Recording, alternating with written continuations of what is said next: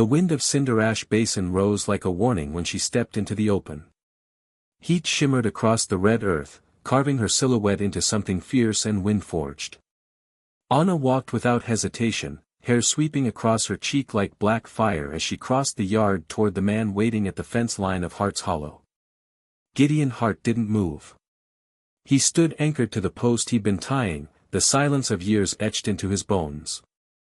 Sunlight carved shadows along his jaw and picked out the pale scar that cut through his stubble, but his eyes, gray-blue and steady as a dry riverbed, held their ground when hers rose to meet them. Anna stopped a breath away, close enough for the heat between them to stretch taut as pulled wire. "They warned you," she said, her voice low, steady, and edged with a calm carved from survival. "They said I'd make you lose your mind. Yet here you stand." Something shifted then, small, sharp, undeniable. Before that moment could deepen, a wagon creaked away behind her. Harlan Peake tipped his hat, muttered about losing daylight, and rattled down the slope out of Hart's Hollow, dust curling behind him like a curtain closing on whatever past she'd dragged with her. Silence returned, heavy, uncertain, binding the two strangers in a tension neither understood yet. "The bunkhouse is yours," Gideon finally said. "A cot, a roof. Nothing fancy." Anna inclined her head, her posture unbent by the long days that had brought her here. Dust clung to her dress, and a faint pale mark circled her wrist, half hidden beneath leather ties, the ghost of a wound with a story she didn't offer. She carried herself with the quiet, disciplined strength of one who'd learned to survive judgment sharp enough to draw blood. Yet her eyes, dark, clear, unyielding, held no plea. "You came alone?" Gideon asked. "I did." Her tone held no apology. Silence, for her, wasn't escape. It was weaponry. Gideon wasn't sure whether that steadiness comforted or unsettled him. They walked toward the barn, steps staggered at first, then falling, almost reluctantly, into rhythm. The ground shifted beneath them, patches soft with ash-cooled dust, others hard as hammered iron under the relentless sun. Rust, Gideon's most temperamental gelding, raised his head as they approached. He tolerated almost no one. But when Anna neared, his ears pricked forward. He stepped closer, touching his muzzle to her wrist in a gesture rarely granted to strangers. Gideon stopped cold. "Rust doesn't do that." Anna brushed the horse's cheek, her touch gentle yet certain. "Animals don't fear what speaks softly." He didn't know if she meant her voice, her presence, or something deeper that lived under her calm surface. Sunlight flared across her eyes, revealing exhaustion buried beneath layers of resolve, an exhaustion Gideon recognized. Loss wore the same shadow on any face. "Harlan said you were looking for work," Gideon said. "I'm looking for a place where lies don't set the rules." The words landed heavy. Gideon didn't pry. She wasn't a woman who'd answer questions she didn't want asked. "Work starts before sunrise," he said. "It's hard." "I'm not afraid of hard things." "You afraid of anything?" He didn't know why he asked. Anna's gaze drifted toward Whisper Creek, the dry ribbon of white stones lying silent under the afternoon haze. "I'm afraid of things that pretend to be truth," she murmured. The wind paused, as if listening. "I won't ask about your past," Gideon said. "Not unless it follows you here." "It always follows. It just doesn't always get invited inside." He didn't have an answer for that. That night, Cinder Ash Basin settled around her like a place testing whether she belonged. Each dawn found Anna awake before the light bled through the horizon. Gideon noticed her presence without meaning to, the buckets filled at the well, the yard swept, the feed sack stacked neatly outside the barn. He didn't thank her. She didn't need him to. Yet a quiet rhythm formed. When she chopped wood, he stacked it afterward. When he repaired a rail, she smoothed the splintered edges. When she returned from collecting sage near the ridge, he found himself studying the dust on her hands, as though the land had chosen her as its interpreter. Their words were few, but their awareness grew. One afternoon, he found her kneeling in the dry bed of Whisper Creek, placing stones deliberately along the banks. "What are you doing?" he asked. "Setting the water's memory." He frowned, not dismissing, merely uncertain. "When water leaves a place, the land forgets how to listen," she said. "Stones help it remember." He sat beside her in the dust, watching the barren curve of the creek. For a moment, imagined or not, he thought he felt something shift beneath the ground. Later that week, he returned from the fence line to find her repairing his saddle.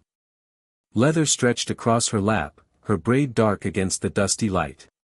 "You know your way around tack," he said. "Leather listens if you respect it." Something in her voice, calm, assured, unforced, made him pause. He stood there longer than he intended, watching her hands, steady and precise. "Why do you work so hard?" he asked. "Because this place hasn't lied to me yet." He wasn't sure why that struck him so deeply, except that Hart's Hollow had been both refuge and prison since Alora died. Hearing someone else call it honest made something in him loosen, just a little. That evening, dusk draped the basin in violet shadows. Anna brought herbs to the porch, where Gideon sat beside Alora's unused guitar. He rarely touched it. Tonight he had taken it from its dusty corner. "She sang, didn't she?" Anna asked softly. He swallowed. "Alora loved music. I didn't know how to anymore." After. Anna didn't ask for the rest. "Songs stay in wood," she said.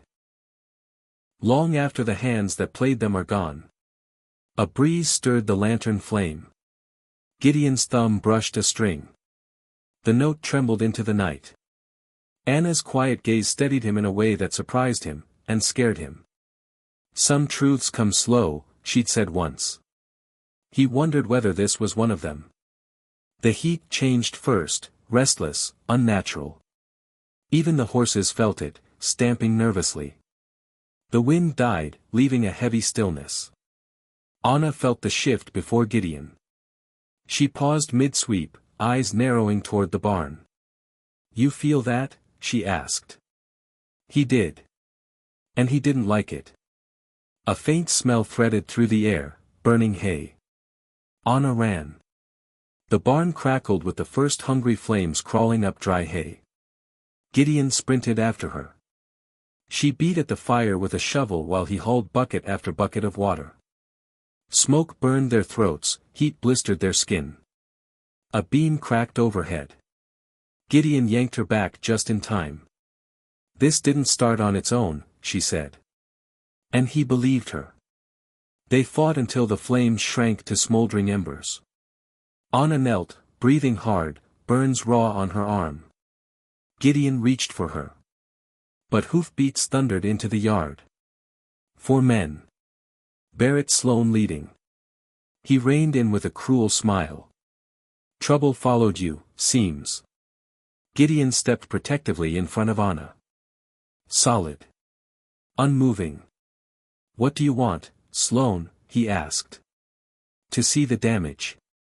Folks warned me she'd bring her curse with her." Anna stepped forward, unafraid, though her sleeve was scorched and her arm blistered. "You know I didn't start that fire." Barrett barked a laugh. "Don't I? Flames follow you, girl." Gideon's voice dropped to steel. "Watch your mouth." Barrett sneered. "I nearly died once because of her. Ask around. They'll tell you she twists men's heads." "You nearly died," Anna said evenly, "because you fell drunk into a ravine. I dragged you out.